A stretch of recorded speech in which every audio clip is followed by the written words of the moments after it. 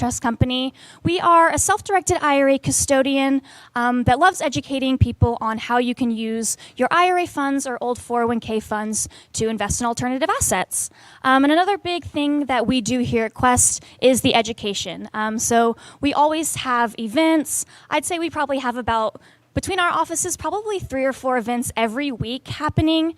But on top of the events, we have articles, we have pre-recorded classes, and of course, our IRA specialists that are always here to help provide some information and knowledge as well.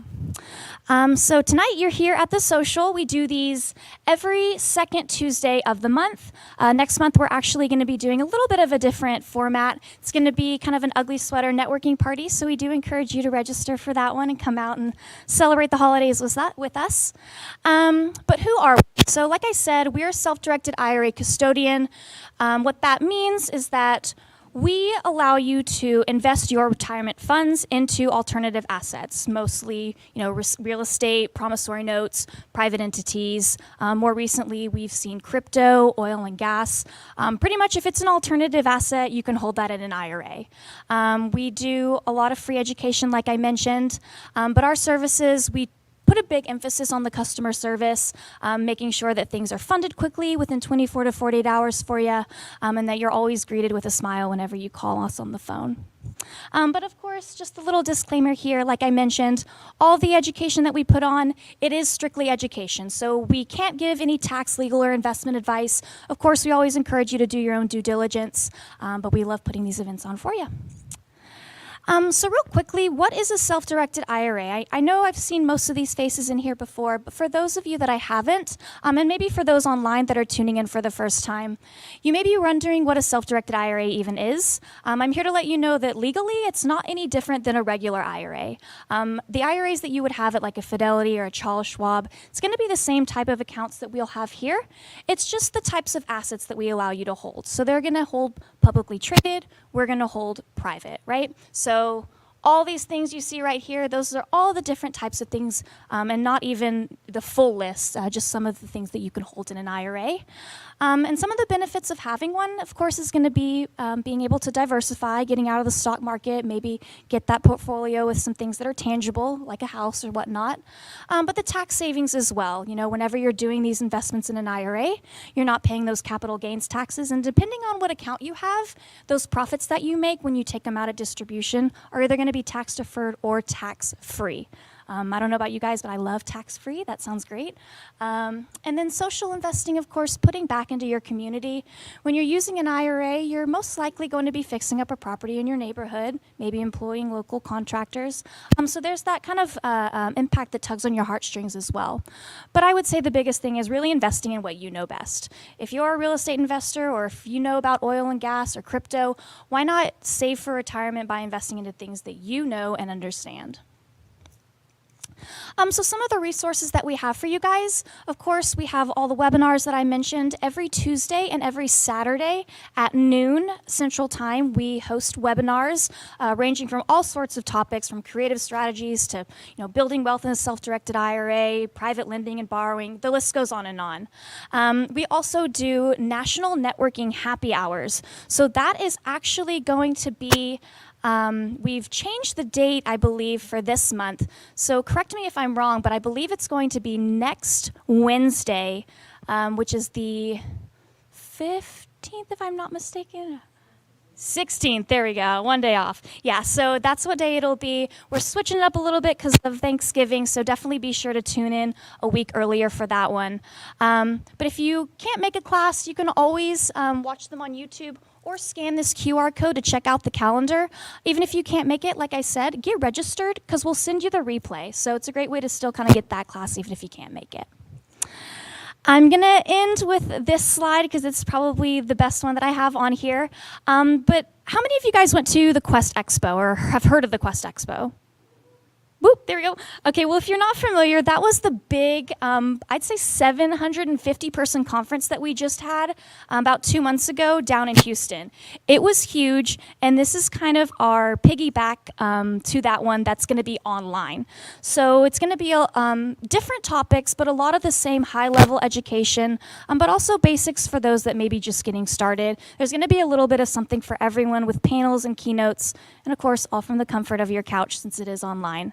If you would like to get tickets for that, we do have some codes that I can give you tonight. Just come see me in the back room at the end. So without further ado, I will bring these guys up. But if you guys have any questions, you can always call us or go to the live chat feature on the website, email us, or scan this QR code. It'll take you directly to the page where you can get a free consultation started. So there we go. I'm going to go ahead and bring up, we have Roy over here, we have Alan over here. They're going to pass the microphone back and forth, kind of do like a dual teaching today. But yeah, I will give it up to you. Thank you very much. All right. Well, first of all, we do want to thank Quest IRA for inviting us to come in this evening. Hopefully you're going to learn some interesting things tonight. And first off, I'm Roy Mullen. I've been in financial services about 30-odd years, and during that time, I've held as many as 5 securities licenses, a mortgage license, an insurance license, a driver's license, a marriage license. I just tend to collect licenses. If I see a license I don't have, I go, I need one of those. I wonder what it does. So been doing this for a while. Alan has been my business partner for many of those 30 years. I'm better looking and funnier, but he's smarter, so you'll want to listen to him when he's got the mic, all right? But we really appreciate y'all coming tonight. What this is going to be about this evening is not real estate. This is for a portion of your risk capital. So these are risky investments we're going to talk to you about tonight. More risk, more upside potentially. So that's what this would be about. And a way to diversify your portfolio beyond real estate. You can only do this through a self-directed IRA. So if you have an old 401k or you haven't met with the nice people with Quest yet, you'll want to figure out how to do that, because if you don't have a self-directed IRA, you can't do what we're going to share with you tonight. We're also going to share some other things that are just basic financial literacy questions that are information that I hope you will also find of value. But with that, I think we'll be turning it over to Alan, and here's Alan. All right. Thanks, Roy. So I want to brag about Roy a little bit. He has the distinguished honor of, in his past career with the financial services business, landing Southwest Airlines as a client. Now, you can imagine the bureaucracy he had to go through for 5 years to get that deal done. And by the end of that nice run that he had with that company, there was over $2 billion managed in the funds that he helped add to that 401k and did a great job for those clients. So we've got some horsepower in this room. We got Brad Morrison and Travis Somerville and Alex Hamilton, some other guys on our team. We do a lot of business with people all around the country. And just so you guys know what we do, our job tonight is to educate you, but if you are interested, we're going to talk about what we do and how you might be able to meet with us and talk about what we do. We work on the company side of all these transactions, all right? We represent the companies. We help them get ready to be listed as a potentially publicly traded company and or have an M&A, be acquired, et cetera. And there's lots of opportunities in the private markets for you to use your self-directed IRA to participate in those. So my background is actually originally in the education space. I was a music teacher for 6 years here in Austin, down at Bowie High School, and then exited from that first career, that stepping stone career, started working with Roy. We've moved through every imaginable. He mentioned all those licenses. I've been through all those same things as well. Didn't necessarily hold all the license for all those. Sometimes I was just adjunct to that.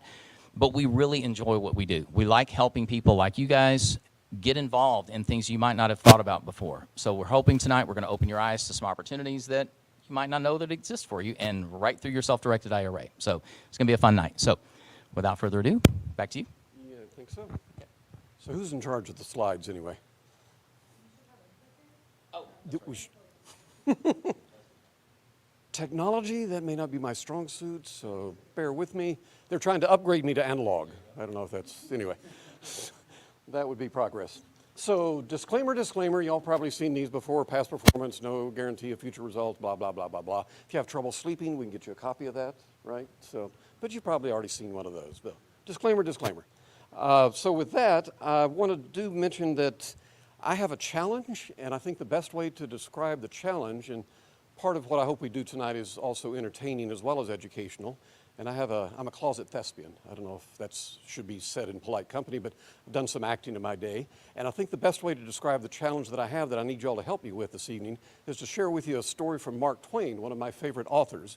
How many of you here love Mark Twain? Is it? Oh, thank you. I did that. I teach a class for high school students, and I said, how many of Mark Twain's your favorite author? Not a hand went up. And I thought, how many of you ever heard of Mark Twain? And not a hand went up. And I went, okay, I'm going to have to come back and teach your American Lit class because you can't graduate from high school without knowing something about Mark Twain.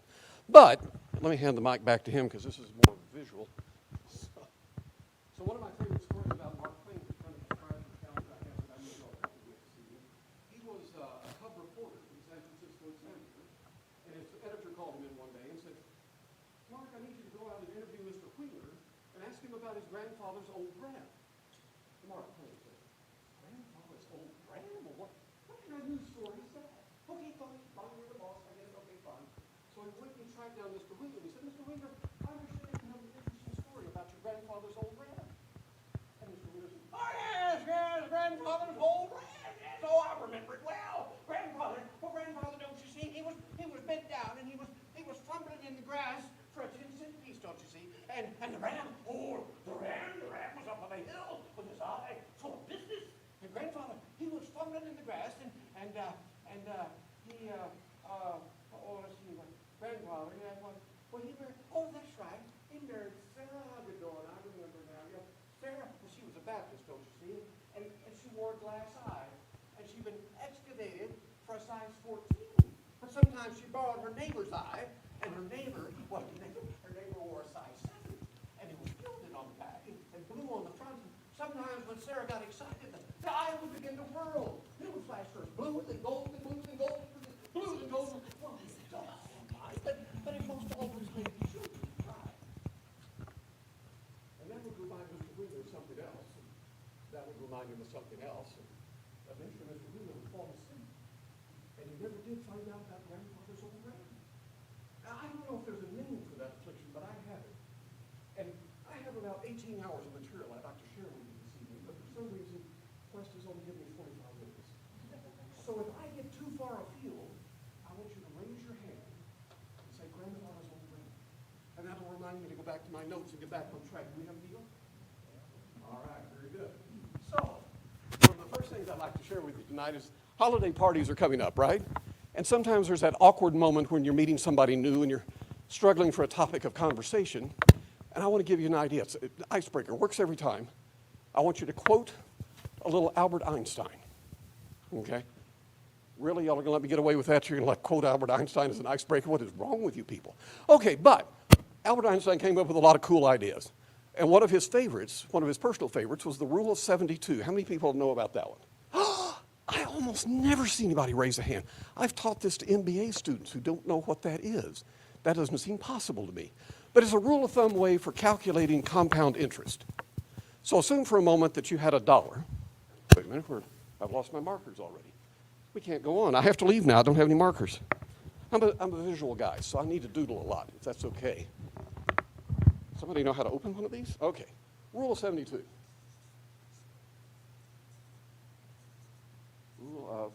I don't get high marks for penmanship. I hope you all are okay with that. Rule of 72.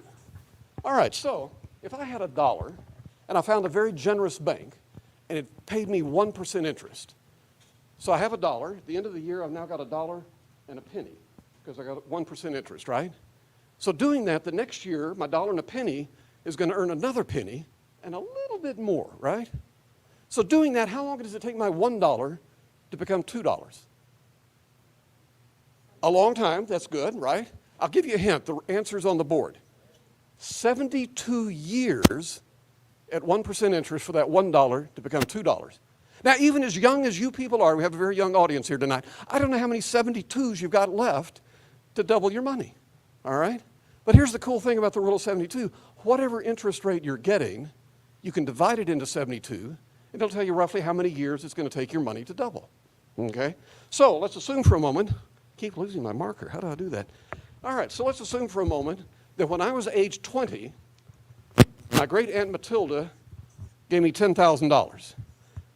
Now, the truth of the matter is, if I were 20 and my great Aunt Matilda gave me $10,000, we'd have a great party that weekend and the $10,000 would be gone. But you're smarter than I am. You're going to invest it in, a nice bond fund, okay? We're going to get a 4% rate of return, all right? So now we're going to divide 4 into 72. I used to do this with my high school students. They couldn't do the math, so we just gave up on that altogether. It takes 18 years. 4 goes into 72 18 times.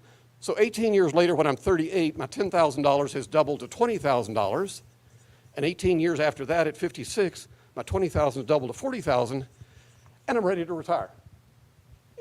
For about 6 weeks, right? If that's your retirement nest egg, then part of your retirement will be, would you like fries with that? Okay?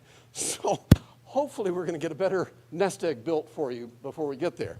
So, and again, this is a math exercise. This is not any specific investment strategy. But assume for a moment we could find a 12% rate of return, which is roughly what small cap mutual fund would get you over the last 70 years. All right, if you invested in little companies before they became big companies, over the last 70 years, you'd average about a 12% rate of return. All right, past performance is no blah, blah, blah, blah, blah. Disclaimer, right? We all remember that one? Okay, good. So at 12%, when I was first learning this stuff, I thought, man, if I got a 12% rate of return, that's 3 times 4. I'm going to have 3 times as much money. It's actually much more powerful than that. You get a lot more doubles, right?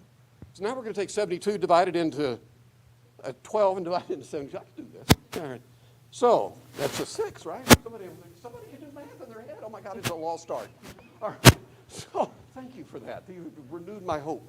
All right. So at age 20, we're going to start with the same $10,000, but you're right. It's now going to double every 6 years.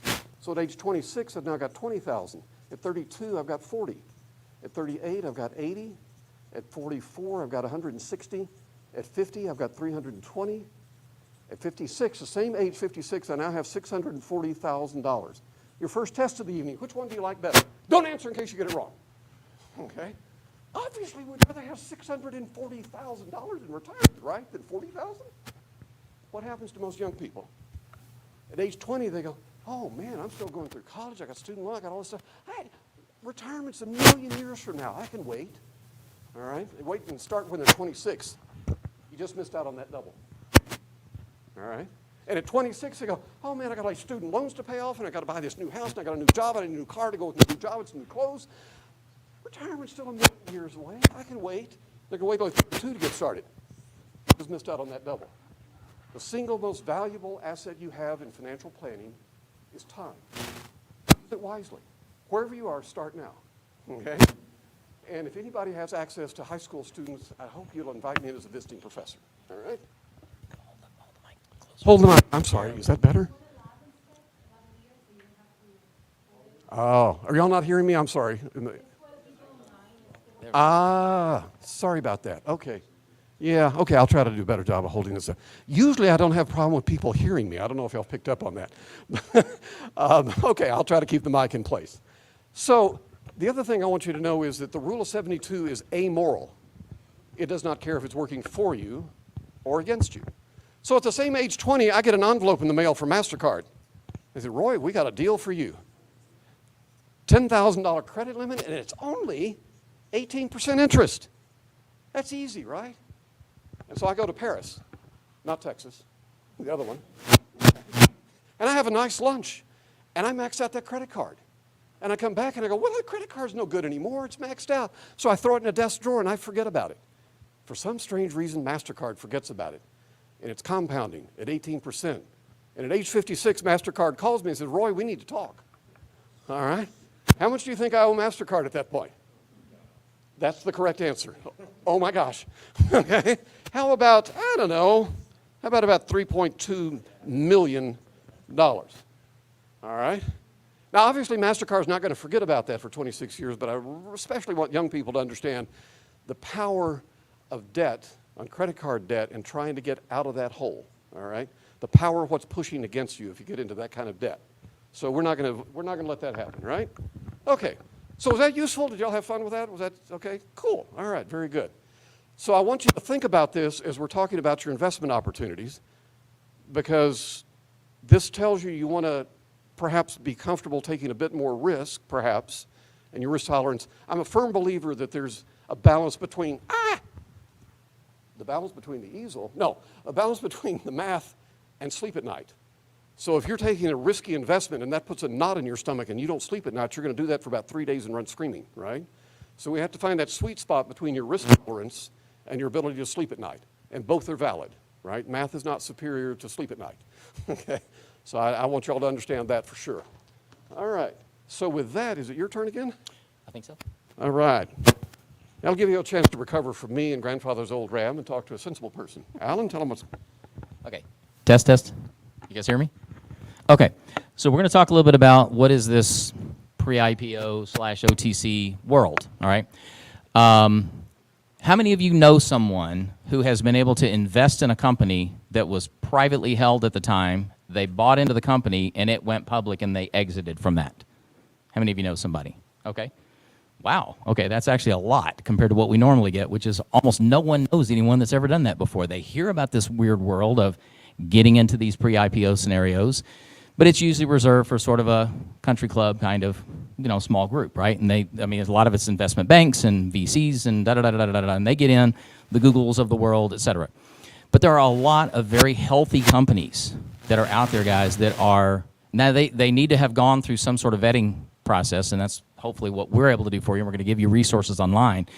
You want to find companies that are at a point, if you're going to invest in them pre-IPO or pre-OTC, we'll talk about what that means, what the difference there is. You want to try to find ones that actually have a chance to go public, right? That's the problem with a lot of times using self-directed IRA funds in advance of something going public is you'll invest in something that doesn't go public. You don't have an exit now. It's not like real estate that can be sold. There is no secondary market for a private company that's not being acquired or doesn't have a public exit strategy. So you got to do your due diligence to find something that at least has a chance to get that done, right? Or to be acquired or something so that your stock gets a windfall and it pays you back what you put in plus hopefully some return as well. So how do you find those things, all right? We're going to give you guys some resources. You can talk to Travis afterwards. He's got some websites to send you to, et cetera. And then, of course, the only thing we can actually speak to is the ones that we've worked with. We're going to give you examples of that as well. But all businesses, literally to a T, all businesses are looking for money at all times. I don't know of any that aren't. It's just really rare. Even if they've raised a bunch of money, they've always like, okay, well, we can use that money now to go to another level. They're going to need more money.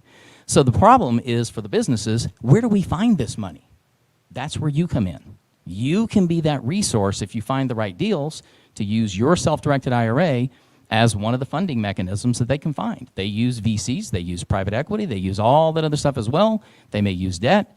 There's a whole bunch of ways that companies can go get cash, but one of the easiest ways that everybody can help each other is for them to raise money privately through people that have cash. And a lot of times people don't think about the fact that they've got money sitting in a self-directed IRA, and that can also be deployed into these deals. So as long as that company has a piece of paper that they can issue to you, whether it's a convertible note or it is a stock purchase certificate or it's some sort of thing that a company like Quest IRA then can use as the security instrument to then fund, they'll send the money to the company, and now you own stock in that company, or you at least have a debt position or something, whatever the best mechanism is for that deal, right? So that's what we do. We help you find those deals, and there's a lot of other resources online that can help you find those same deals. Am I doing something wrong? Okay. Sorry about that. Okay, so what is the difference between an IPO, a pre-IPO and a pre-OTC? Okay, so if you're not familiar with what those terms mean, an IPO is typically referring to something that's going straight all the way to a NASDAQ listing or a New York Stock Exchange listing. But there are thousands and thousands and thousands of companies, very healthy companies, that just get the OTC, which is the over-the-counter markets, right? And there's different levels within that as well. There's pink sheets up to another level, and then they can be already positioned even in that realm to be listed, eventually uplisted to a NASDAQ listing or to a New York Stock Exchange listing. So there's some homework you need to do in that realm to find out, okay, well, which ones are the best ones to be invested in? Sometimes the lower minimums that you'll find, you can find minimums as low as $1,000 or $2,000 or $5,000 in the OTC markets. It may be as high as $25,000 to $50,000 to $100,000 minimum to do a company that's headed towards a NASDAQ listing. So there's one distinguishing factor, right? But if you got enough money in your IRA or your Roth, then you might want to participate at those higher levels, the 50,000 plus levels. But there's a lot of companies listed, and we're going to give you those resources where you can go find them. And if you feel comfortable that they've got a good exit strategy and they're going to get to some acquisition or listing that is going to give you liquidity, might be a great thing for you to participate in with at least a little bit of your risk capital. We also don't recommend that you do this with your serious retirement money, right? This needs to be something you start playing in, you get good at, you get better and better at finding the right deals. Start out with a little bit, but get better and better at it, and then that little piece of your portfolio can sometimes make you more money in the long run than just regular average stuff that you can find out there that you can invest in, all right? So that's why we believe in this stuff. Let's see. I think that's it. Okay, so now we're going to go to the next slide. We're going to talk about what is the downside of this type of situation. You're usually going to be in a restricted position, okay? So you buy private stock from XYZ company. They're headed towards a NASDAQ listing. The day that thing goes public, in most cases, if the company has set it up correctly and all the ecosystem is healthy, your stock is going to be restricted. Here's why. Because you, as a private citizen, if you buy that stock and you bought it at, let's say, $1 pre-IPO and it goes public at 5, and you got a 5X on your money day one, is there any chance you wouldn't sell that? Well, the SEC knows that. So they're going to restrict you from selling because it's not fair to the rest of the public that's buying it at the IPO price for you to just dump a whole bunch of stock into the market that you bought at $1. You're probably going to cause that ecosystem to not be healthy by dumping a lot of stock. And we've seen examples of this where it was not structured correctly and some investor has most of the company, and the day it goes public, they just dump it. That is not good, guys. That's not healthy for the people that bought stock that day at $5 and then it drops all the way down to $2. Who won in that deal, right? That's not right. So you want to make sure that you're okay with the fact that you're going to be restricted. Well, okay, what are the restriction terms? They're going to be outlined in the stock purchase agreement or whatever it is that you got, right? But it's okay because if you're restricted, sometimes restrictions can be your best friend. Because if that stock does well and you were tempted right out the gate to start selling, who knows where it's going to go, right? We can't predict that, but there are countless examples that we know of people, if they had been unrestricted, they would have sold, and because of their restrictions, it helped discipline them into getting a better deal on their sales. So let's say that every 3 months you're going to have some stock released to you, right? So you may get a third of it, and then a third of it, and then a third of it over 12 months or something like that. That could be a really good thing. And it also averages out even if it goes up and down, right? Then you get some released to you and you sell it and you made 5X on that. And then the next one, it's dropped down some and you only made 2X on that and then it goes back up. It can discipline you into getting a good overall balance of the sales cycles that you're selling within. And you're going to feel pretty good about still getting about a 2X or whatever it was, right? There's no guarantees that any of this can happen, but that's the type of returns that we see consistently in the pre-IPO and pre-OTC markets. Okay, let's see, what else? Okay, next slide. We're going to talk about the life cycle of a typical deal that we see. So, I don't know if you guys can see this slide. Maybe a little bit hard to read, but we can actually send this PowerPoint out hopefully afterwards as well, and you guys can. But the bottom line is there's a cycle that all companies go through if they're leading towards an IPO or a listing on the OTC, where we get involved typically before they're even thinking about this. And we help coach them and get them ready, right? So if we coach them and we get them ready to say, oh, you know what, you might want to start raising some private money that is leading towards an IPO, you typically are going to be, and I don't know if there's a pointer on this thing. What? Very top. There we go. So we typically are working with the company in advance. Let me look to that page. And we're helping do things like getting them audits done, there's all kinds of stuff that they've got to do before they're even thinking about going public. But we're going to start that process. What they need to pay for all that stuff is money, right? So what we typically do is help them go raise money privately through people like yourselves. And that's where you're coming in this phase right here, this pre-IPO phase, okay? So pre-IPO, pre-OTC. You're typically going to be, we're just giving an example here of 50 cents a share. Whatever it is, right? It's the company's going to have a valuation. You're going to buy it at a discount. And in exchange for that discount, you're then going to be restricted, but you're also then going to hopefully get some multiples once it goes public. So you're going to buy in at this stage. They're going to pay for all this stuff from the capital raise that they do. Is typically in the $1 to $2 million range. So let's say it costs $500,000 to do all the legal stuff. We're also going to be coaching them and helping them do some things with that working capital, that extra capital, to get the company ready so that when it finally goes public, they've got revenue lined up, they've got good stuff lined up for the company as well. Then they might have another round a little bit later. So a lot of times we'll see a 50-cent round and then a $1 round. That's pretty typical. So they'll sell shares at $1. Maybe you buy some more, maybe you don't. Some other people buy.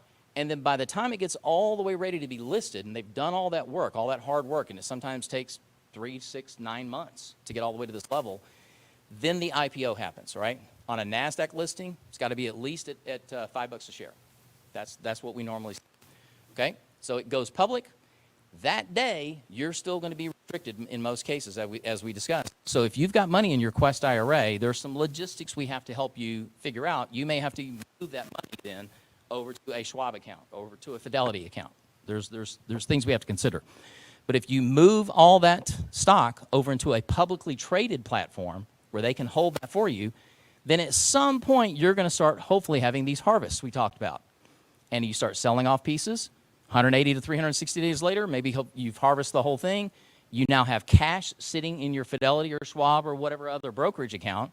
Guess what you can do? You can roll that money right back into your self-directed IRA and start all over again and find the next opportunity and do it again. And at no point in this entire cycle did you trigger a taxable event because you're doing rollovers. You're directing the money. The Quest IRA is directing the money to the opportunity. All those profits come back in as long as you don't cancel the IRA in some way. Then you're still pre-tax, or it's a Roth, and you never pay taxes on it. It goes all the way through this public cycle.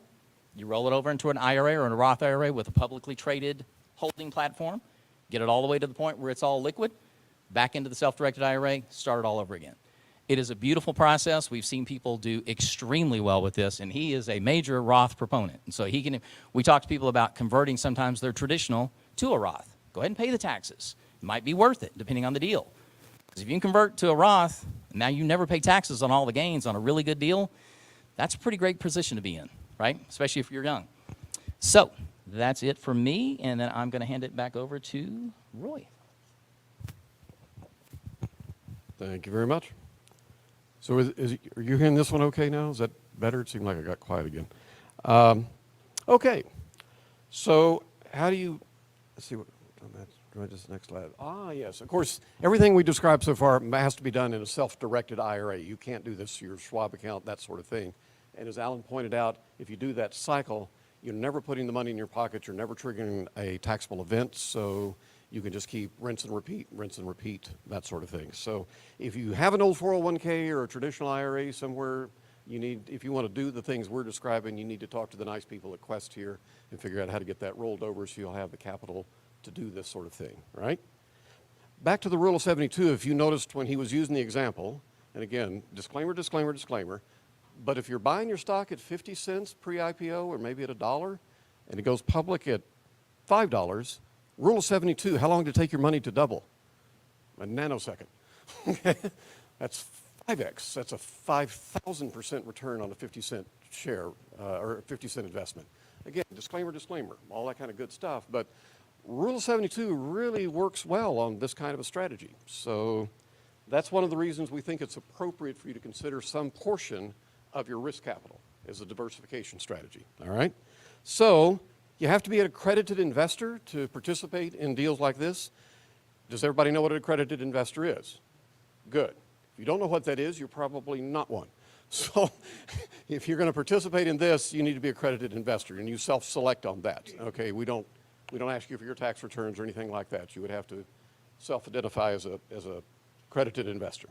All right, so Roth versus traditional, one of my favorites. So in the great scheme of things, in the next 20 years or 30 years in the future, do you think taxes in general are going to be higher or lower? Duh, that is the correct answer. Okay, duh is the correct answer. They're going to be higher, right? How can they not be? Therefore, as tempting and tantalizing as it is for you to get a tax deduction now, putting money in a traditional IRA, and I've even had people say, oh, Roy, I make too much money. I don't qualify for a Roth. Do you have earned income? Yeah. Can you put it in a traditional IRA? Yeah. 30 minutes later, you convert it to a Roth. You have a Roth, okay? So you may not have started in a Roth, but you can get to a Roth rather easily. And again, the Nice Quest people can walk you through the paperwork on doing that. But assume for a moment you put your money in a traditional IRA and you think taxes in general are going to be higher, and you're putting it in at this 50-cent pre-IPO round. Do that in a Roth, and if it goes public at 5 and it stays there and you get to liquidate at a $5 level and you don't pay taxes on that gain, and when you take the taxes out after you're 50, or take the money out after you're 59 and a half, you didn't pay taxes on the growth, you don't pay taxes on the exit, are you a happy camper?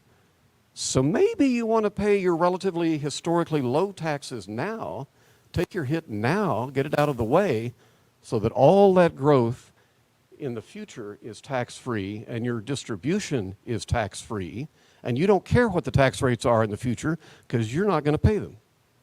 Who's your buddy? Okay. Very good. All right, so what else we got here? Oh, okay, back to Alan. For some reason, he gets to do the sexy part. I don't see why.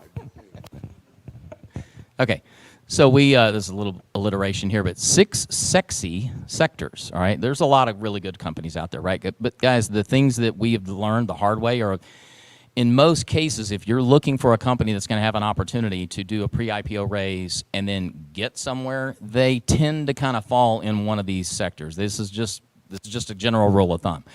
And the joke that we use all the time when we're talking to our clients is, you know, if you got a company that just makes another different type of doorknob, that's great for the economy, that's great for them, but it's probably not going to do well in the capital markets, in the public markets. Now, if you have a company that invented a robot that makes doorknobs, now we're talking, right? That's a whole other story.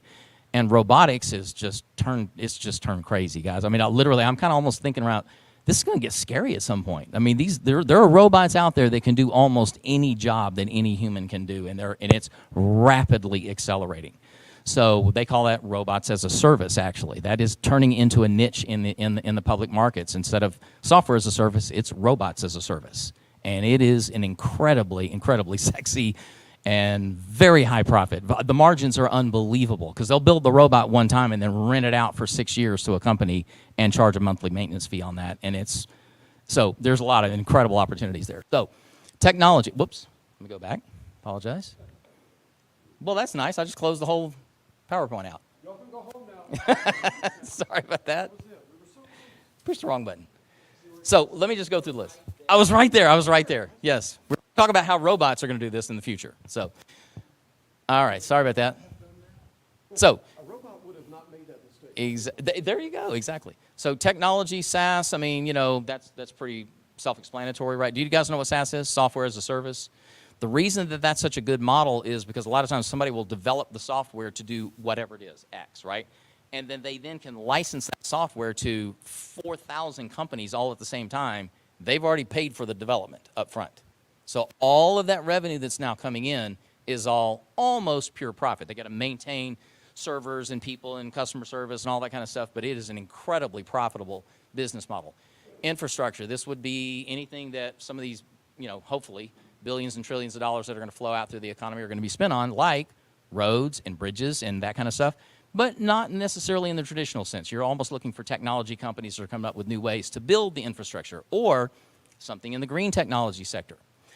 Space, we've got a case study on our website of a space company that puts up satellites, and they are going to be doing some really big stuff, and Brad's involved in some very, very cool space technology plays as well.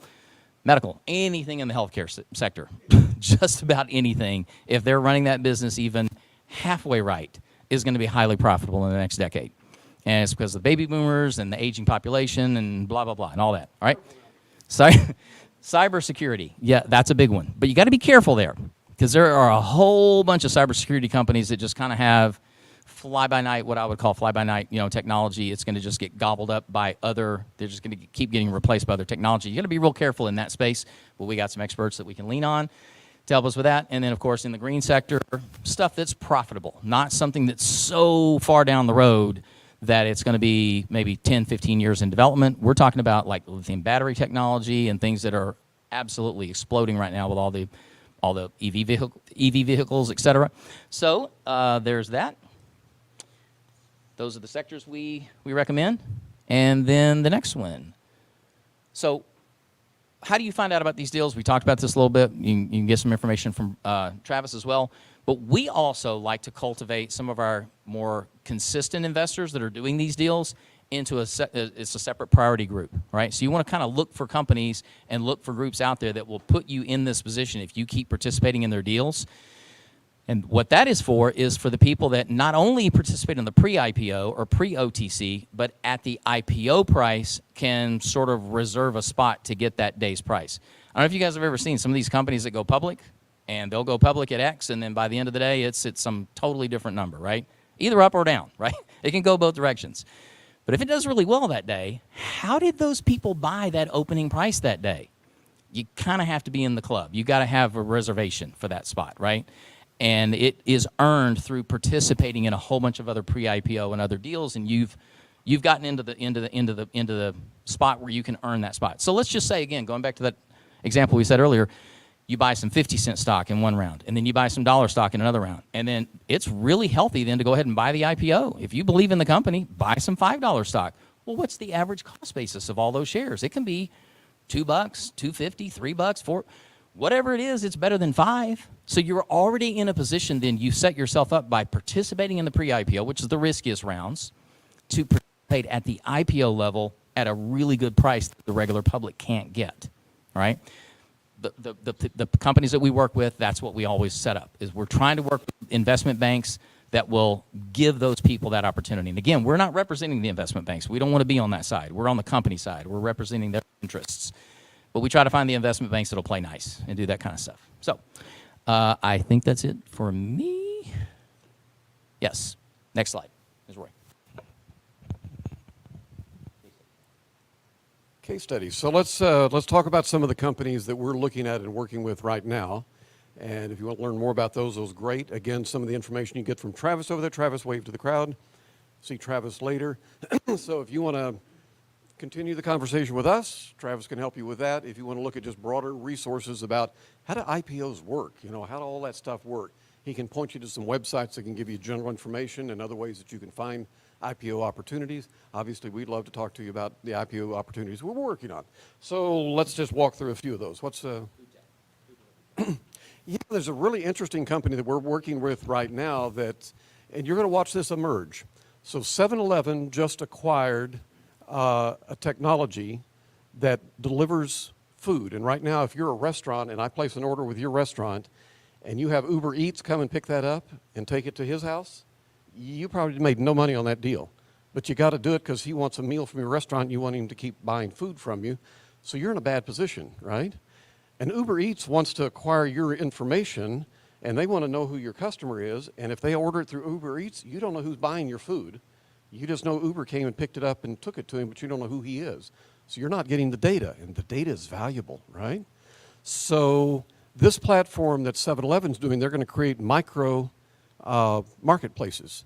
So you want auto parts delivered, and you want a lasagna delivered, and you want whatever else delivered. They're going to have a platform that allows all that to happen, and they're going to be able to get into smaller markets. All this kind of cool stuff, and the software company we're taking public is the one that provides the technology that makes all that happen. And now you're getting the data, and you're also making a profit on your meal that you weren't otherwise making. It's a really cool technology. And one of the things that we do well, they've got sort of 7-Eleven figured out. We have another company we're working with that has Circle K figured out. So we're introducing the two of them. 1 + 1 is 17. Okay? Both parties are happy. The public is happy. The customers are happy. Okay, it's a great technology, and we're at the cutting edge of that, right? So what's another one? Okay, so one of the things, sometimes there are companies out there that have gone through all the crawling over the broken glass to get a publicly listed company, and whatever their idea was didn't work out all that well. But they got a publicly traded company that just doesn't have a lot of revenue in there. So what if you acquired the publicly traded company and acquired a company that's generating revenue like the one I just described? We just fast-tracked that company going public. They're no longer going to spend 9 years or 9 months or a year getting ready to go public. We just slid them into a publicly traded company, and instantly there's more revenue there. Suddenly that stock's valuable. We're working on one of those, okay? So that'd be kind of cool. Mental health, yeah, that's a huge market. Lots of money being spent on mental health. A lot of federal dollars, a lot of state dollars being spent on that kind of stuff. We have a company out of Indiana that has a platform and a staffing strategy that allows them to do both telehealth and staffing hospitals themselves, and they're getting $20 million contracts from various states to staff the hospitals. They're not going to send you a bill. They're getting a contract with the state of Indiana, and they're working on contracts in Florida and Texas that are $10, $20 million contracts. They don't even touch the patient. They're just providing the staffing. And they have staffing models that allow them to do things that others can't do. We're not going to go very deep into that one, but my goodness, that stock is going to go public in January, and right now they think they're pricing it around $7. We don't know yet what it'll go public at, but that's, my goodness, we think that one's going to do really well. Aviation tech, you want to tell them about that one? Which one's that? Okay, so as you guys have probably experienced, most of you probably even used the Ubers and the Airbnbs of the world, et cetera. Well, there are companies, believe it or not, that are applying that same model to the aviation space, to chartered airline space. And so we've got guys back here that are involved in that deal, and we're helping them put together some funds. And we actually have guys here in Austin that have their own planes and are affiliate. You know, they have an affinity to that space. They love it. So we're helping get that thing funded. We don't know exactly where that's going to go. It might be IPO, might be a strategic acquisition, but very, very interesting one. I'm going to talk about one more, and then I'm going to hand it back to Roy, which is the robotics thing. We talked about the robotics stuff. This is a robotics company that Brad brought to us, and they have invented they can build a robot that you can have the robot look at a CAD drawing and then build whatever that CAD drawing says to build, literally from scratch. And it's got all these different components and pieces and glue and metal, and it can weld and can do all this stuff, and that one robot will build that entire thing, literally. Now they have to have humans watching it and maintaining it and all that other stuff, but that's where this world is headed, guys. And these robots the company can build the robots for about $15,000-$20,000, and then they can rent them out for an enormous amount per month. And that's going to be a highly profitable business. So there's that kind of stuff. So two more.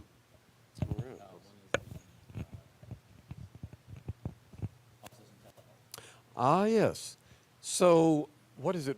1 out of 54 kids born in this country is going to be diagnosed as somewhere on the spectrum of autism, right? And right now, you can't get access to special classes or resources, financial or otherwise, or support or anything like that until you have a diagnosis, an actual diagnosis. In some parts of the country, there is a 9-month to 2-year wait to get in to see the doctor, to get the diagnosis, to get you access to those resources. We're working with a company that's doing a telehealth model of that, okay? And they can book, probably 3 to 4 clients a day, and they're going to scale that because they can pay more than a typical psychiatrist or psychologist can make.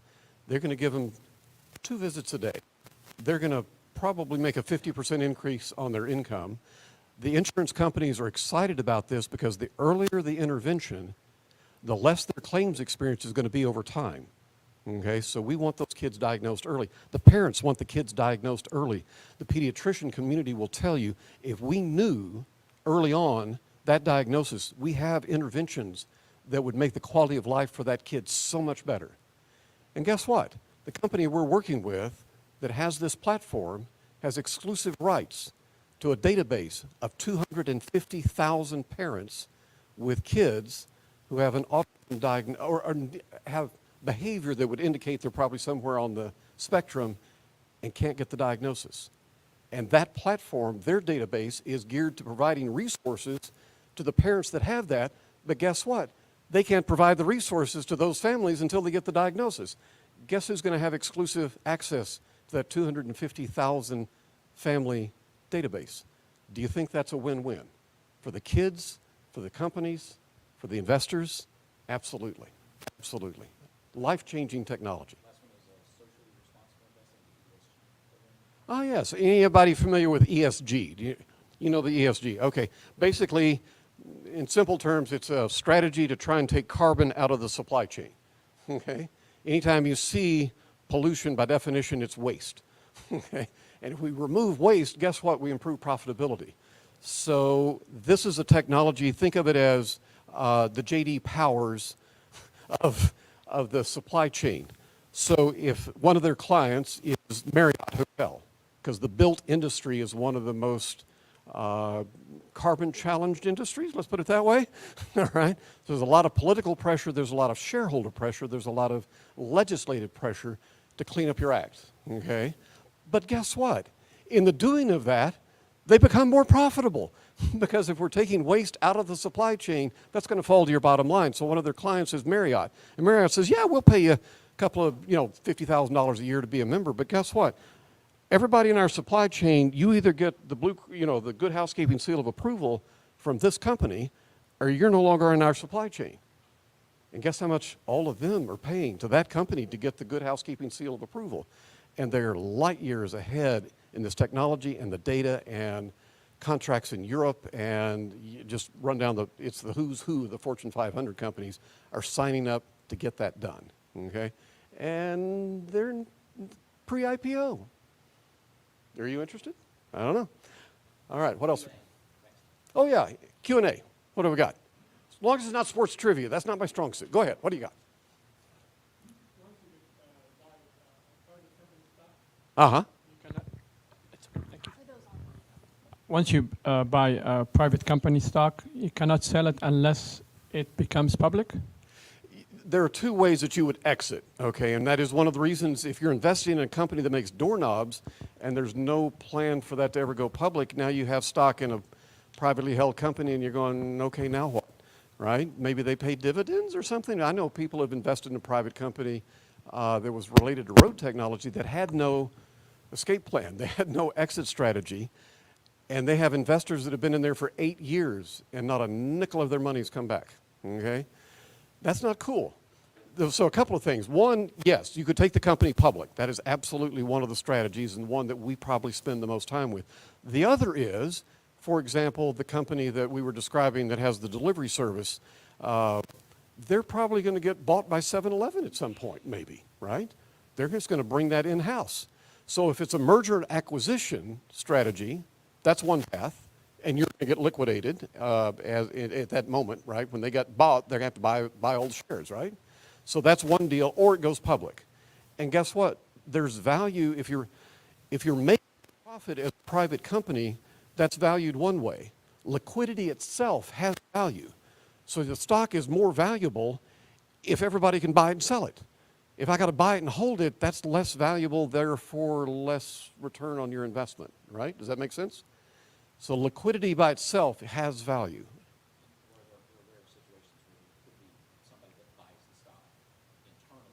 Yeah, there are more exotic strategies where, this guy decides he wants to buy your private stock, but how did you find him, right? Absolutely, yeah. And sometimes a private company will have restrictions on your ability to sell to this guy. And so it becomes unwieldy or something, perhaps, less elegant, let's put it that way.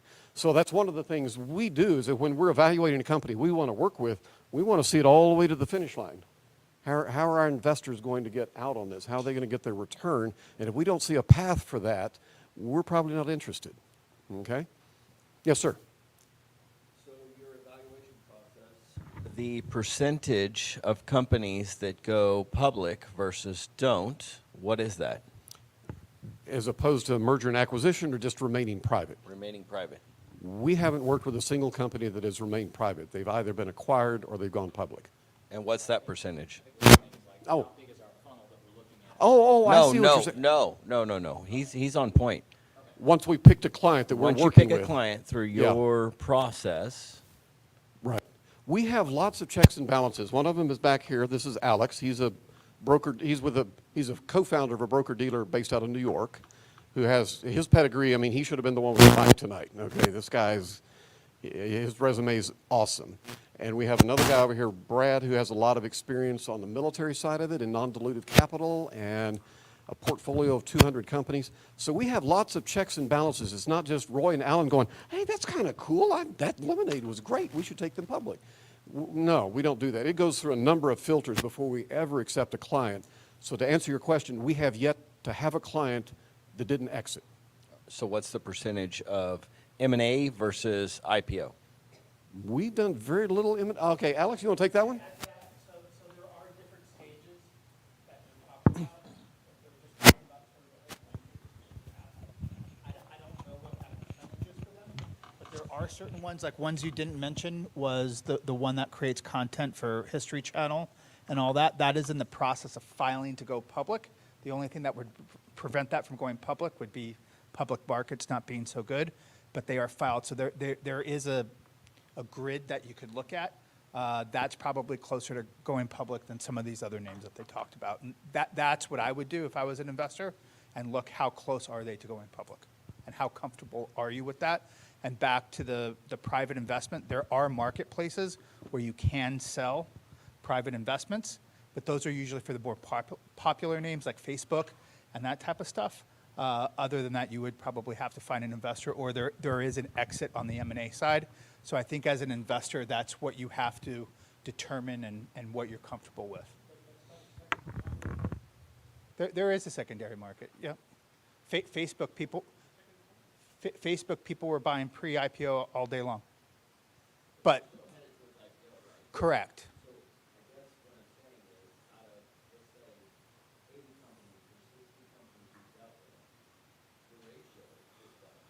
Well, I think with what they're dealing with, it's probably pretty high. The majority of them are going public because that's the path that they get these names on. I think is what Roy and Alan are. Yeah.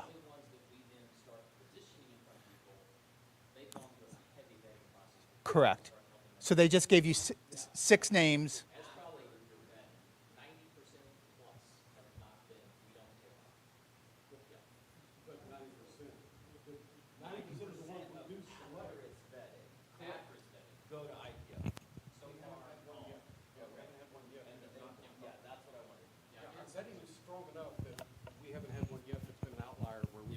Wow, we guessed wrong on that one. That really in the right path. Okay. Hey, tell me how confident you are in your process to take a company public with investors' money. Yeah, and That answer to that. We feel comfortable with it, but just disclaimer, we cannot guarantee that that's going to happen. sure, the outlier will appear at some point. You're right, but at this point, our batting average is on the And top. I would also add, you need to look at the structure of which they're going public. And disclaimer, you need to do your research. There's some that are going to be more liquid than certain other structures, like the one that's doing the stuff for the History Channel, that will be liquid immediately. Not that that's what you want to do, and that's not the reason you're buying these IPOs, but sometimes that gives investors a little bit more confidence. So you do want to buy the right company. You do want to look at the timeline into which they're going to go public, and then you want to look at their liquidity structure of what it's going to be thereafter. So there's a variety of things that we could get into, but I mean, ideally, it's the investors, what they want, whether it's, hey, I love the stock market, or pump and dump kind of scenario. Like that's a good idea. Yeah, it is ultimately it falls to the individual investor to do your own due diligence. We cannot guarantee their results. Hopefully, they'll just de-risk it to the point where we feel comfortable referring that deal to people. That's what we're saying. Yes, sir.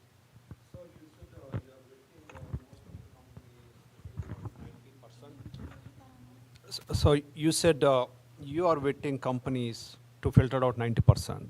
So what is that vetting process? Do you underwrite each company and publish those results to review, to evaluate, or giving some scoring system? Just like Yes. gentleman mentioned. I'm sorry, go ahead. Sorry, finish your question. Yeah, so that is, you got my idea, right? So, Yes, I yeah. think so.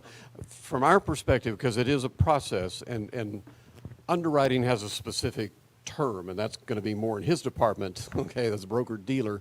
We don't underwrite, per se, but we do go through a vetting process, and we probably have, 17 check marks just to kind of get past the first stage. We need to have confidence that the leadership makes sense, because there's some people that can run a private company that can't run a public company, okay? That's number one right there. We have to have confidence.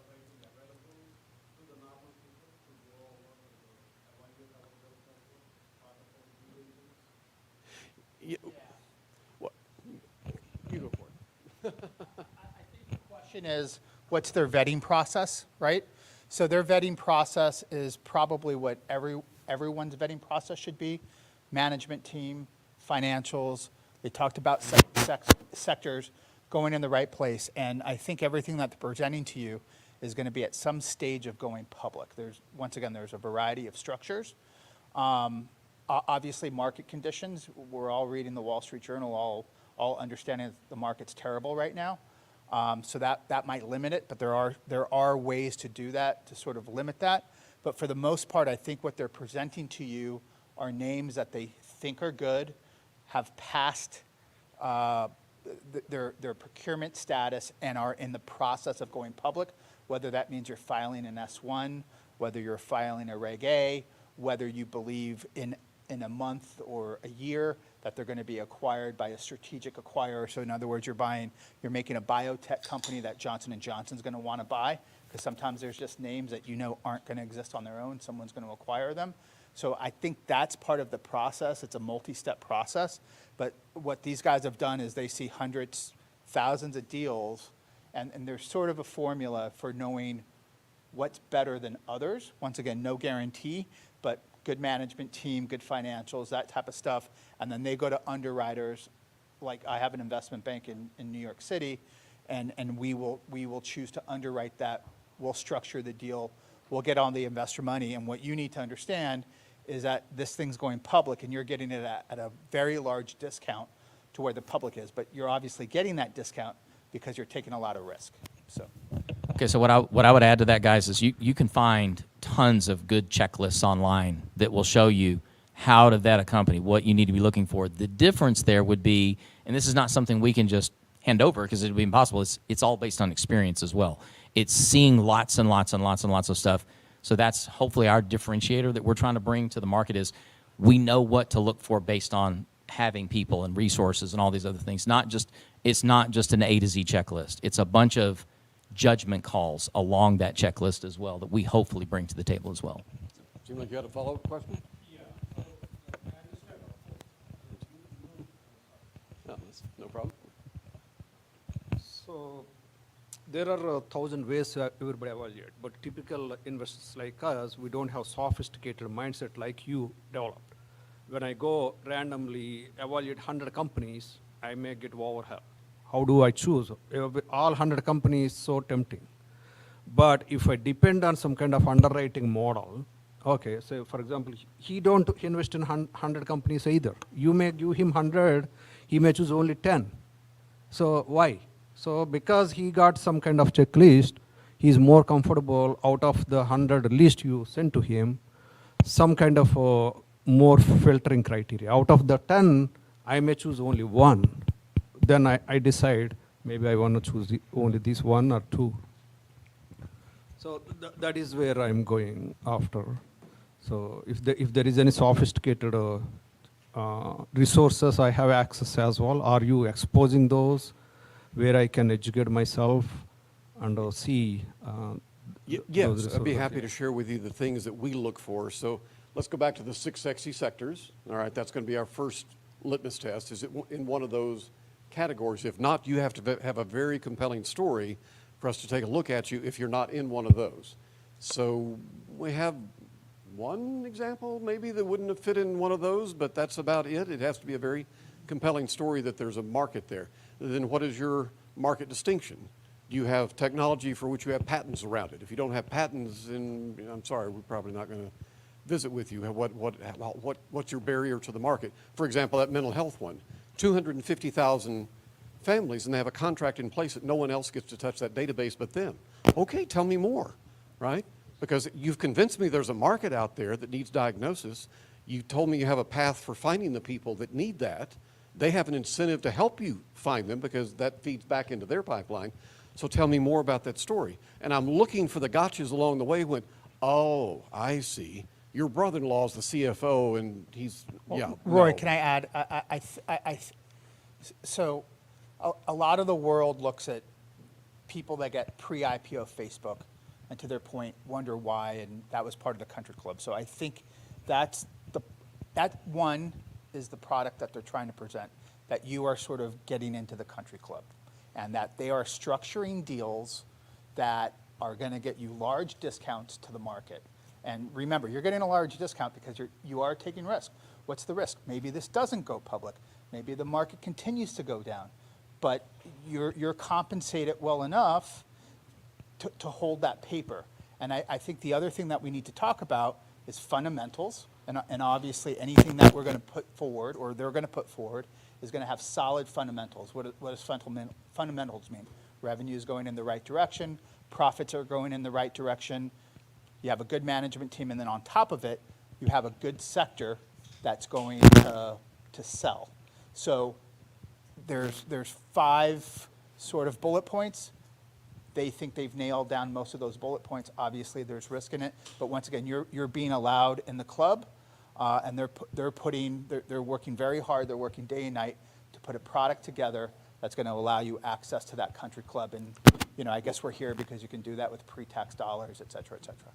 Well, and let me tell you some of the things that are kind of red flags as we're going through the process. If somebody tells me, oh, I've got a big backlog of demand for this, okay, tell me more. Why do you have a backlog? Why can't you get it through your pipeline and produce the product or the service? If you've got a backlog, either it's not real or you're not competent to process what's the demand, okay? So we've got a problem. Or I'm about to get this contract with Boeing or NASA or whatever. Okay, well, come back and talk to me after you have a contract, because you're going to get a contract doesn't do much for me, all right? So there are things like that we look for along the way. Does that help in our, yes, sir? Sure. I'm not clear on how binding your vetting process is. In other words, can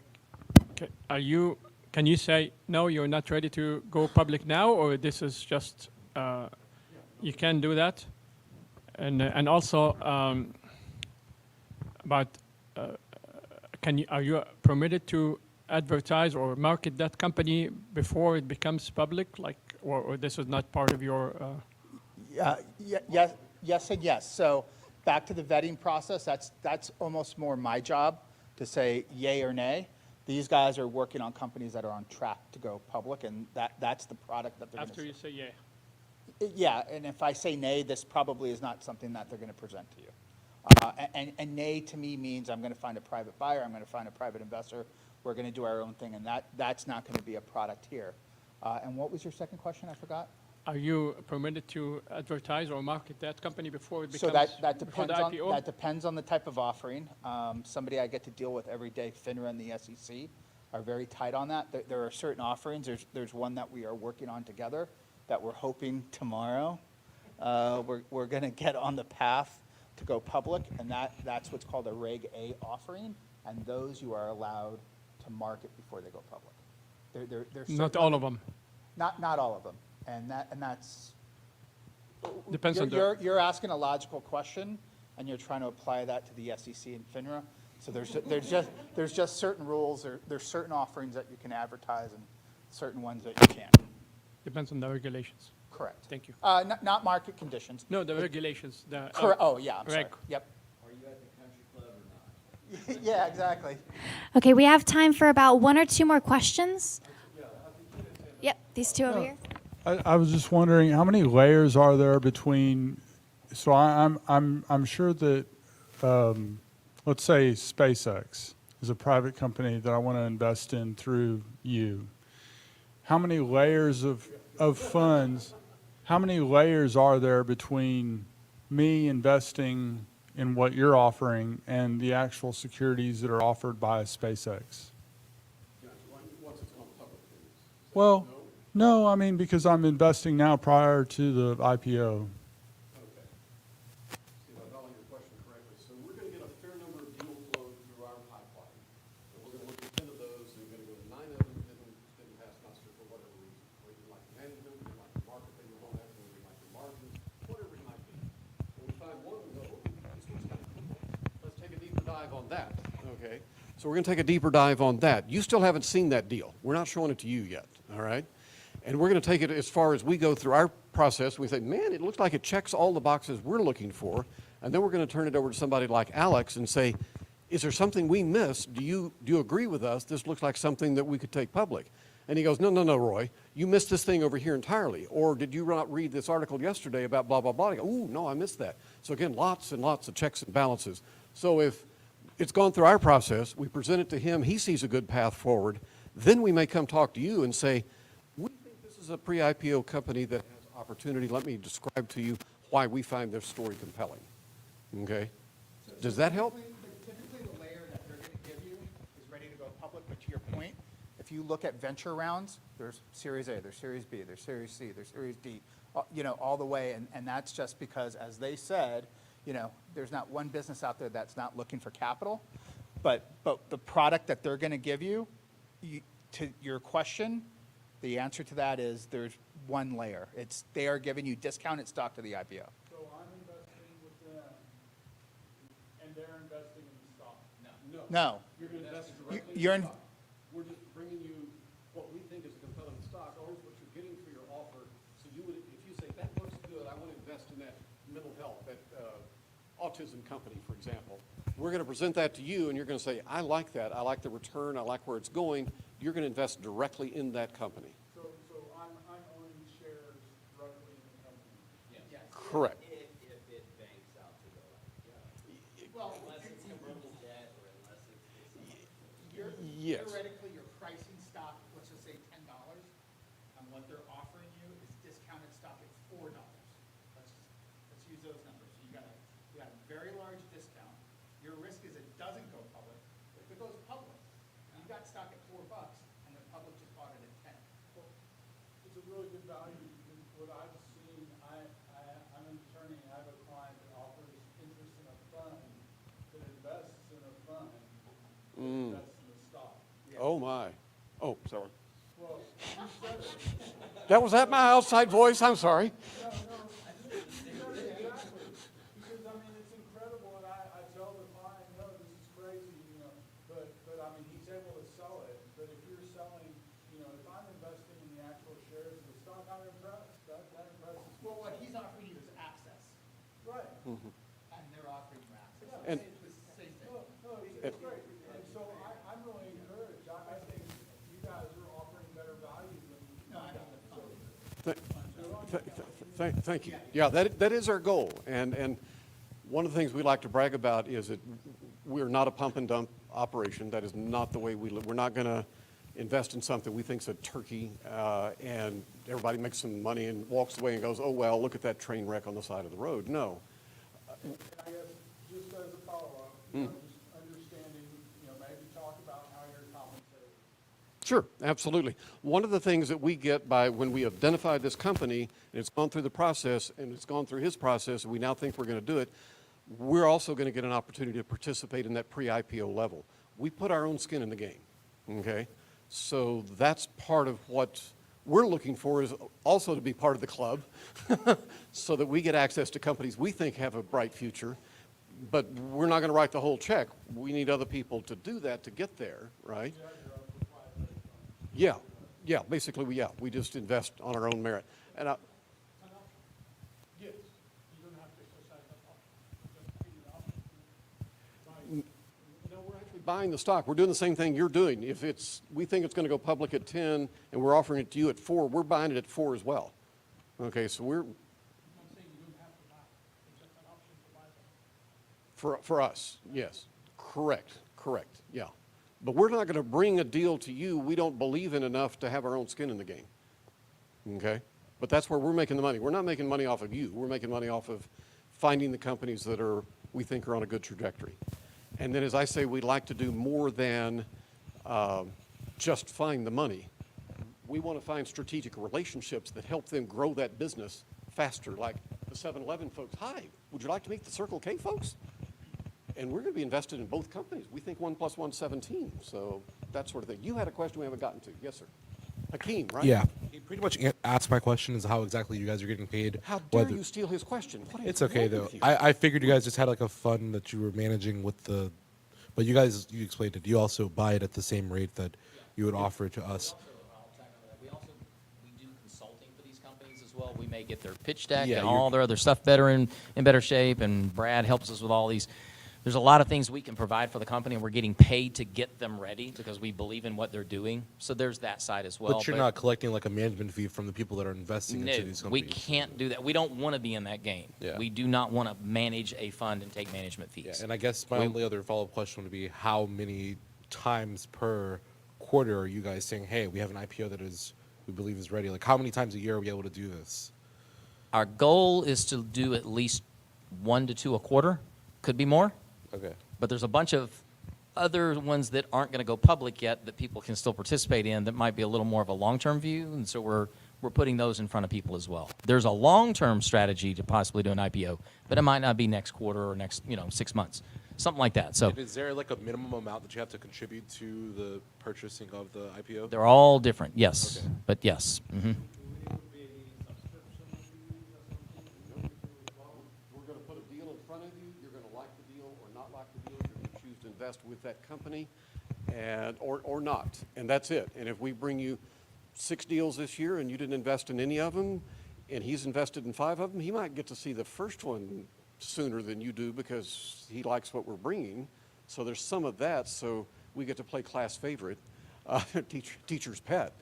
There's a little bit of that, but no, in terms of you're not going to pay us $500 a month so you can look at the deals that we're bringing. That's not our model at all. Okay. All right, thank you guys so much. We have one last question that's online. I want to get this one answered, and I don't want to cut anyone off. So if you do have more questions, feel free to ask them at the end of the presentation. But the one that's online says, "Is this a form of angel investing or joint venture?" I'm sorry. What was the last time? Yeah, is this a form of angel investing or joint venture? Okay, not joint venture. Venture capital. Venture capital. Sorry about that. That's a different question. Yes. I don't know. Actually, Brad, do you mind? I was just wondering. Y'all haven't met Brad yet. He Air Force Academy. No. Come on. So, honestly, what I like about this is you guys get access to deal flow, just like the country club mindset that they were talking about. And how we make money is consulting cash, consulting stock, moving these deals forward. We believe in these deals. We co-invest. We eat our own dog food, basically. And, I think the opportunity here is it's kind of this in-between. It's almost like a leapfrog approach. And I'm an entrepreneur, so I approach it much different than investors. Most entrepreneurs are taught you go through an angel round, you then go to a kind of a pre-seed, Series A, Series B, Series D, and you're never taught the approach that, well, you can actually leapfrog that, and if you're potentially a high-scale opportunity, you can go direct to the market in a way that, the Karmic team can put together a pathway that allows that company to go direct as a microcap to the market if the right conditions for that company exist. Obviously, you've got to have a great scaling story. You got to be in the right market. You have to have a team.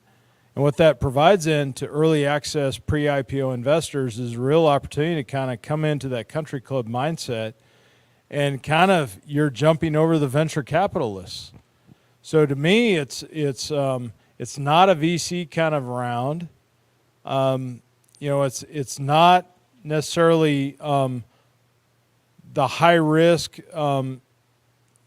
convertible debt structures. You're actually buying stock in real companies with the idea that we've de-risked it to a point where we're working with investment bankers of reputation and finding a pathway to take those companies into the market. So it's a really interesting approach. I think you're getting companies at an early stage, yet you're having the opportunity to replace the venture capitalist. And the benefit to the entrepreneur is they don't have to deal with a venture capitalist. And there is tremendous benefit to that. At the same time, going public has its own bureaucratic kind of red tape, right, as you guys know. And so there's monies and costs involved with that. And, I think that's a trade-off that the owner entrepreneur and the founding team has to figure out, is that a pathway that we want to take, or do we choose the traditional pathway of an angel VC route that what they're really doing is they're going to take majority control and interest in time, take it public or do it to a private sale. We're just saying if we see a lot of opportunity in this company and we can bypass that and go direct to micro cap, that benefits the entrepreneur. If they're a solid team with a great story in the right market, that makes sense. And so you guys have opportunities to kind of co-invest and be a part of those types of deals. So it's definitely not a VC path. It really is pre-IPO, and I think the deal structure is very unique. It's a leapfrog approach to the market, and I know the deals we're teeing up have a great leadership team, they have a great market, they have great scale. And so there's a good possibility that those deals can materialize into real opportunities for great returns for those early pre-IPO investors. So there you go. Y'all see one more reason that we feel very confident by the time it's gone through this filter and his filter and his filter, we probably got a pretty solid deal that we're bringing to you. And we're completely out of time, right? We are a little bit out of time here. No problem. If y'all want to, it's back to that 17 hours of stuff I wanted to share with you, and they keep cutting me off. I don't know. Y'all been a great crowd, great questions. I hope you will take time to snap the barcode. Well, thank you guys so much for speaking for us today. A lot of questions from the crowd, great questions as well. We appreciate the wealth of knowledge that you were able to share with us. Please scan the QR code. We have a technology-friendly contact information here for you. Get in touch with them. Let them tell you directly how they can help you out. Again, we are Quest Trust Company. We do host this event on a monthly basis, so same time, same place next month. Free drinks, free food, free education. We look forward to seeing you next time, and thank you so much for joining us. If you have any questions on how you can do this in a self-directed IRA, please do contact us, give us a call, shoot us an email. You can even go online to our chat box that is monitored by an IRA specialist during normal business hours, so we can get back to you and let you know how we can help you out. Again, we will see you next month, and I hope you all have a great evening. Absolutely. So there is one final portion to this process. If you are interested, we are doing a deal pitching session. So for anyone who has the opportunity, or if you're looking for the opportunity, please tune in to this next portion. You'll be able to get in front of those individuals. Awesome. So it's going to be...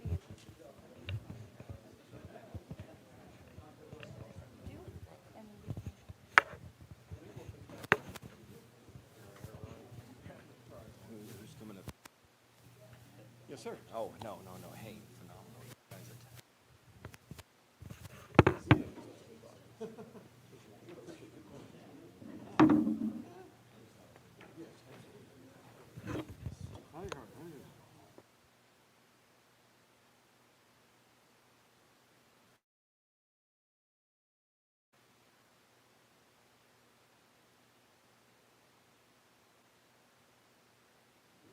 Okay, for the deal pitching, if you guys would like to come to the front, feel free to do so. We have a microphone for you guys, so you can just, if you want, go ahead and just line up over here.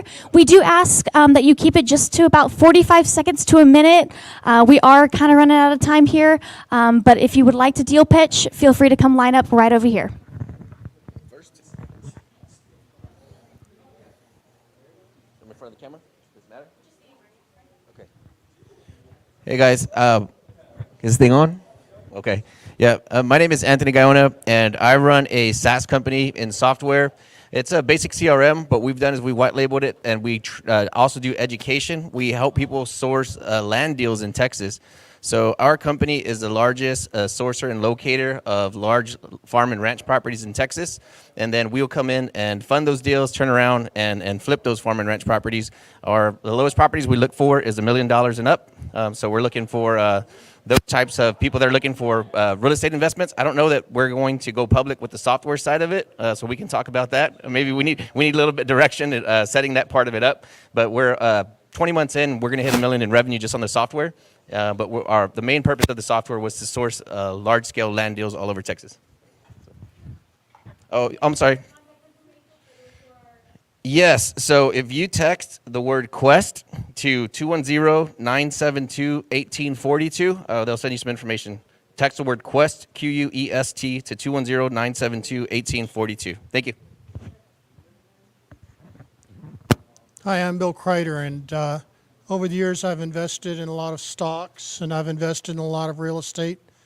But now at this stage in my career, I invest in people. I do a lot of mentoring of people who are interested in learning how to invest in real estate using their IRAs or 401ks. I don't charge anything for that. I'm just giving back for all those years and for all those people that gave to me. And I'm also a private lender. I lend for my IRAs and 401ks.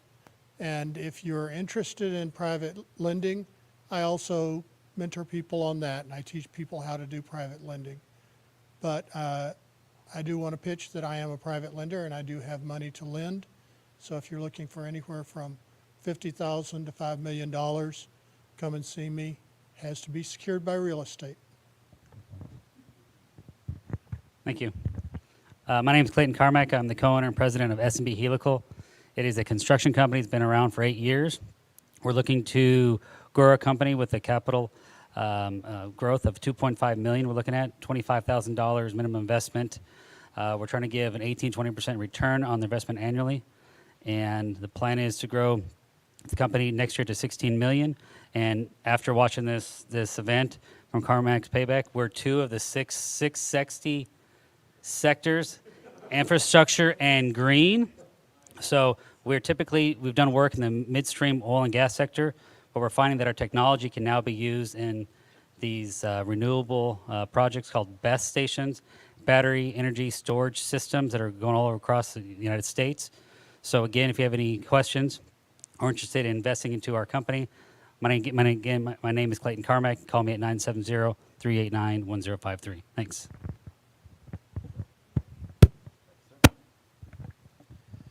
My name is Luis Nunez from Houston. We are here with some information Hakeem will pass around on different deals that we have. All real estate-based deals. We do residential and commercial. We also have one deal going on with another company that we're partnering up with. We're doing shared workspace. That's part of our commercial real estate that we're getting into at the moment. We're offering minimum 8% return. Up to 20% depending on the deals. On any deals that are on the lower end of the spectrum, we usually return that money within 4 to 5 months, and longer terms, then we go a higher percentage. I'm sorry. And if anybody online wants to get more information, please text the word Quest to 281-541-4663. Number again is 281-541-4663. Thank you. Hi, I'm Gail Riem, and my company is called Moolah U.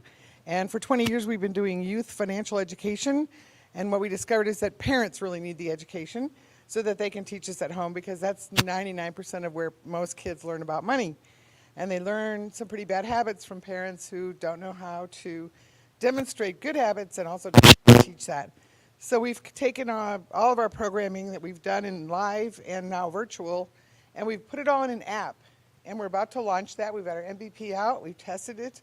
We have thousands of families on our waiting list, and we're ready to build it and link it to a card. And we are raising $600,000 of pre-seed money on a convertible note at a $10 million valuation. Oh. Hi, everybody. My name is Roland Wieder-Anders. I'm an attorney here in Austin, and I practice securities law. And this is right up my alley. I asked some questions tonight about the fund. I've been very impressed by the presentation that was given, because I think true value is being added by somebody that allows you to invest directly in the stock rather than through these different layers. But if you're an investor and you want to talk to me about an investment that you're considering, I for sure can represent you in connection with that. If you're a company, I can represent you in connection with your private offering of securities, your public offering of securities as well. Roland Wiederanders, if you text Quest to 512-299-0509, I'll forward you my contact information. Thank you. Well, thank you everyone for joining us tonight. We'll go ahead and wrap it up. I will let you guys know we did run a little bit late, so we don't have too much time to hang out here and network, but exchange the contact information, grab the phone numbers, continue those conversations at a later date, and we also want to thank you guys for coming out. Be sure to join us next month. Thank you so much.